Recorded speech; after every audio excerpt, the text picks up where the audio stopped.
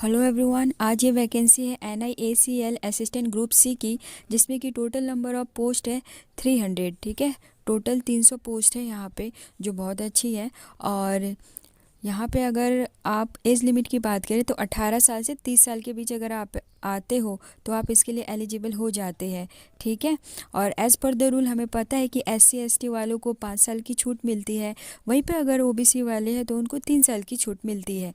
Application fees की बात करें तो एप्लीकेशन फ़ीस जो है SC ST वालों का 100 है और वहीं पे जनरल वालों का 850 रुपये, जिस वजह से शायद इसमें कंपटीशन कम रहने वाला है ना। क्योंकि बहुत सारे लोग जनरल वाले तो भरेंगे नहीं 850, क्योंकि बहुत होता है ना, तो सोच समझ के ही भरेंगे। हर कोई फेल भी नहीं होना चाहता इतना पैसे देने के बाद।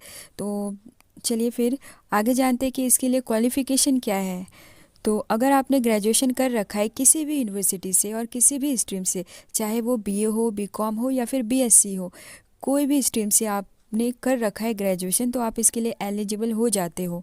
ठीक है, वहीं पे अगर हम बात, चलिए फिर सिलेक्शन प्रोसेस को भी देख लेते हैं। यहाँ पे आपका पहले प्रीलिम्स होगा और प्रीलिम्स के बाद आपका इंटरव्यू होगा। यहाँ पे मेंस एग्ज़ाम नहीं है। ठीक है, ये इम्पॉर्टेंट है।